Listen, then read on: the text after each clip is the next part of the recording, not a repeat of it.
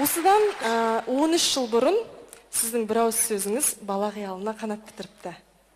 Ал бүгінде ол кезде Қайрат небәрі 7 жаста болса керек. Ал қазір өздеріңіз көріп отырсыздар, Қайрат көрермен көзайымына айналды. Қайраттың бүгінгі шығармашылық ізденіс туралы не айтар едіңіз?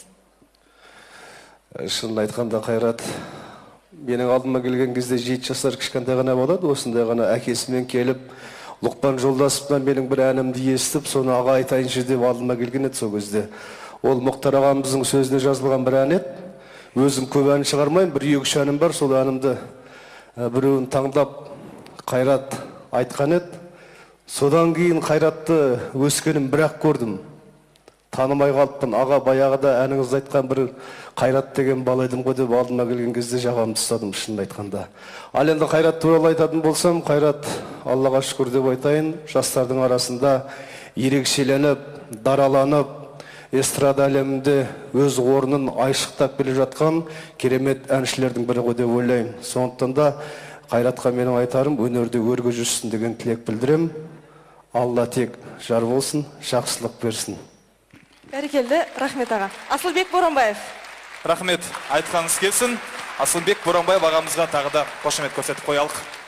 Ал енді барлығымыз тағы да бір рет экранға назар аударайық. Махаббат мұң әнін орындайтын әншіні таныстырып өтсеңіз.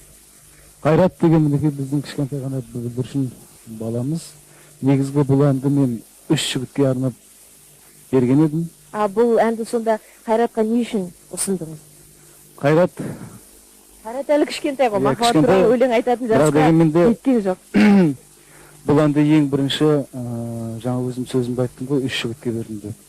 Бірінші Мұхтар Әуезов театрының актері, 77-гінде жақсы белгілі актер болған Толға Ақмола деген жігітке бергенмін. Және де екінші Алтынай әнімен бүкіл Қазақстанға әйгілі болған Лұқпан Жолдасов деген әншіге, және де өздеріңіздің алдарыңызда отырған Неке Саят деген жігітке берген тұғымын. Неке осы жігіттерден естіген болу керек.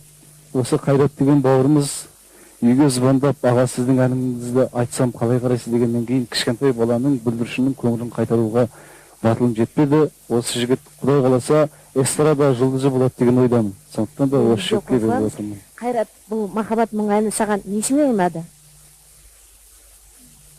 Бұл махаббат мұңы әні де сөзі де маған өте қатты ұнады. Нағыз махаббат мұңын айтуға мен асықпын.